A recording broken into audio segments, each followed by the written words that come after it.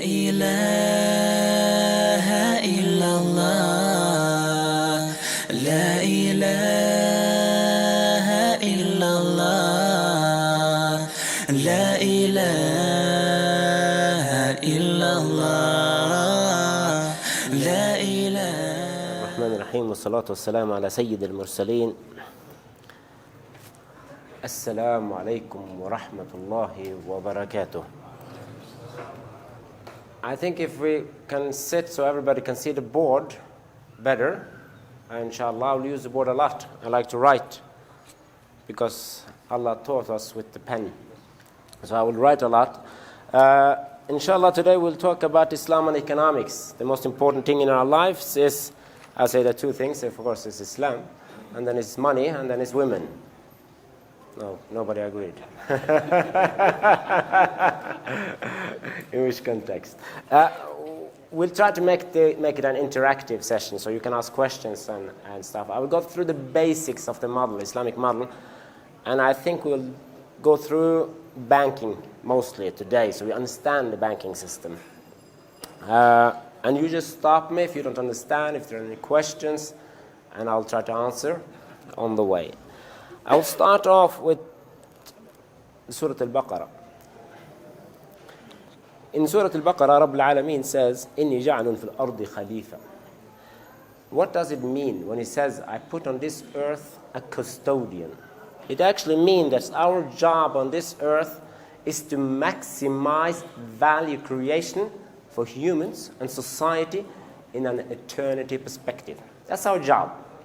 We're here to maximize value creation in a perpetual perspective. That means entirety. We don't die, we live forever. That's our concept of Islam. So when we die on this earth, we go to the next life. So if you're going to maximize value creation, we need some help, right? So Allah gave us the Quran, who has the answers for everything we need in order to maximize value creation, in order to maximize output. That's what we call it in economical terminology. So he gave us the Islamic model, the essence of the Islamic model. I will give that in economy first. It's fair and sustainable risk models. Of course, that's raised up against rate of return.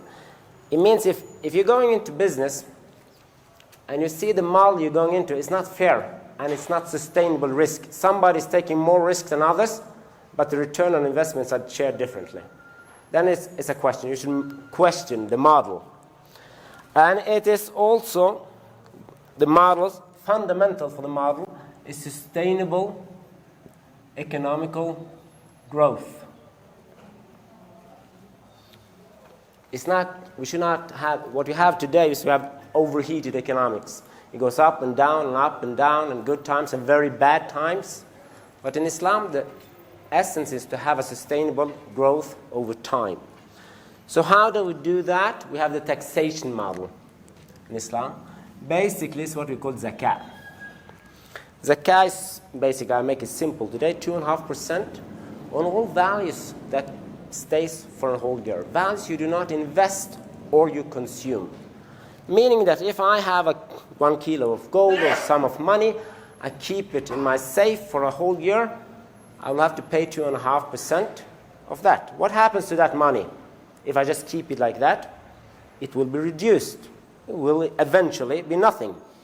So that encourages me to either invest the money in production, and that's good, right? Because then I will employ people, I get economical growth. Or I will consume the money. If I consume it, I pay no tax on it, right? So we know that in economics, consumption and production are the essential for economical growth. So we have the taxation model. And then Islam, the model encourages us to do tangible production or services. I'll go through what that means later, because that's an essential part of Islam. You have to understand that concept. Islam also has, and very important issue, is that it encourages innovation. Meaning that in Islam, it's not allowed to hoard knowledge. And this is today we see in society that companies and individuals, they hoard knowledge, meaning that they have patent on knowledge which I can't use to develop my product further. It closes the system, makes somebody very wealthy, and we cannot develop knowledge. For instance, in medicine, I have a patent on a medicine, you can't use it to sell that medicine or develop that medicine, produce that medicine, maybe cheaper than me. So this model we have in the European, and so the Europeans encouraged this model when they went up ahead of the other societies. They started this patent model. You have to patent everything, and then you're not allowed to use that knowledge. That hoards knowledge, and it hinders innovation. It stops innovation, clearly. So in Islam, that's not legal. So innovation, and then the last one is that in Islam, it's an obligation for everybody to participate in production.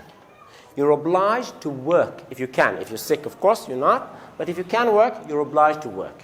That's the essence. You're not allowed to sit on welfare and all this stuff if you can work. So that's the essence of the model.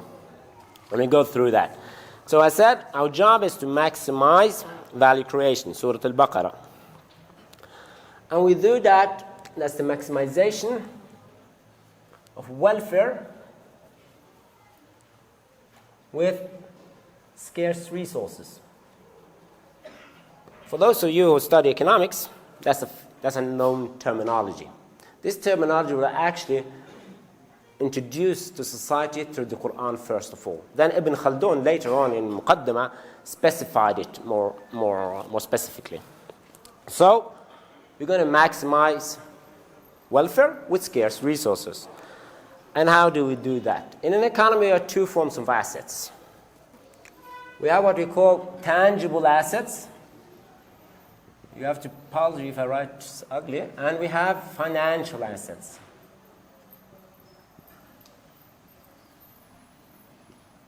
There's two forms of assets. Tangible assets, that's in products and services. All forms of products and services. Already here, this was already defined in the Surah Al-Baqarah, the difference between tangible assets and services and financial assets. And now point number one comes in. In regard to financial assets, in Islam, why does Allah differentiate between these two assets in production? He says that we're not allowed to trade. Trade in financial assets is not legal. We're free to trade in tangible assets. Right? You understand what financial assets are. If you don't understand what it is, ask. Financial assets basically is money, cash, bonds are also financial assets. All these things that does not cover human needs directly. These are financial assets.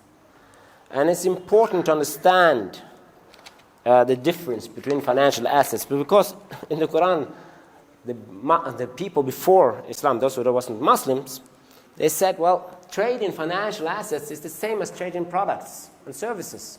And Allah said, no, it's not the same. This is legal and this is not legal. And I will go through why this is not legal, because it's quite obvious why this is a problem to trade in financial assets. We also have some restrictions regarding tangible assets.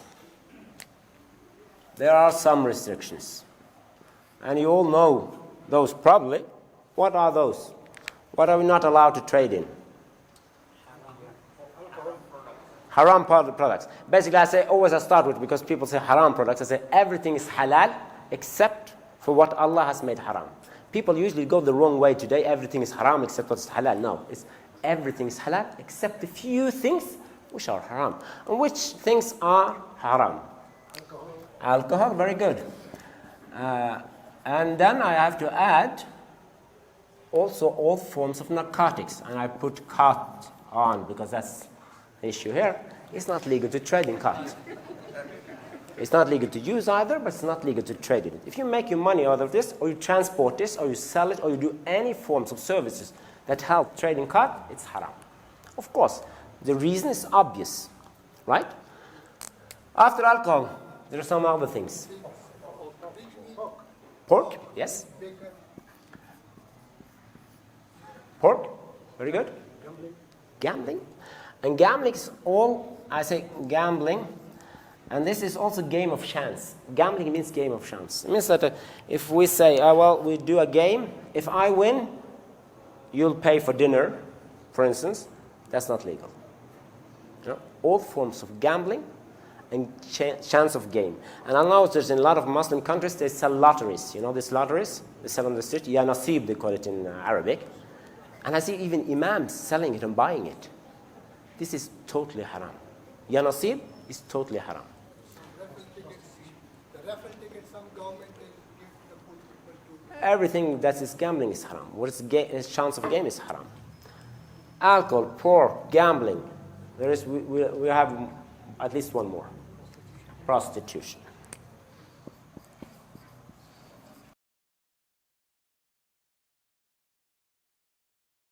Of time and space. What does that mean? Because unfortunately some, I will not say ulama, but scholars have said that, okay, you're allowed to sell alcohol to non-Muslims. Yes. And that's why you see in a lot of countries in Europe and in the US, especially in the United States, most places where they sell alcohol are owned by Muslims. They say we have a fatwa that's halal. It is not. I can find no reason that this is halal. So these issues are independent of time and space. Okay? So far so good. And then we have some restrictions. It is in regard where the government is allowed to enter and do something. And this, that was my question, yeah. And everything that has to do with monopoly. Monopoly is something is not legal in Islam. If it is a monopoly on something that's important for people, the government can enter and restrict that. And that's what we have in the European countries. Every time two companies want to merge, they have to apply to the government if they're allowed to merge, because they might get too much power in the market. They might get monopoly. This was actually introduced in the Islamic economy. Subhanallah, Allah gave us all these good laws. So, other than these things, we are free to trade in everything. Right?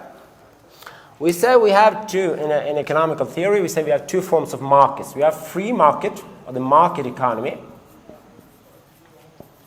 and we have what we call the planned economy. Market economy is where the producers and consumers decides the supply and demand. Demand and supply is free. Planned economy is when the government says, well, we produce that and we produce this or this or this. I would say the United States is very close to a market economy, and North Korea is the closest we have to a planned economy. So my first question is always, which model do we think the Islamic model is? Which is the closest to?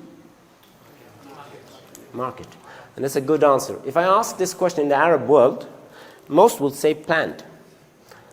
And if I ask this question 10 years ago or 15 years ago, everybody would say planned. It's because that's why we have socialism in Arab countries and Islamic countries. It had a huge impact because they thought it has something to do with Islam. It does not. Socialism is quite far from Islam. In Islam, we have a principle, and that's the free market. Free market. And that's we are allowed to maximize profits. It's not haram. It's actually good. Maximize profits within the frames Allah has given us. So, we are very close to the market economy. Maximization of profits is halal. Right? And that's why we get innovation. If you have a free market, people will innovate. They will create products, we get development, countries will grow. So basically we've gone now through the tangible financial assets. Now we go through the financial assets to understand why is it haram? Why is it not legal to trade in financial assets?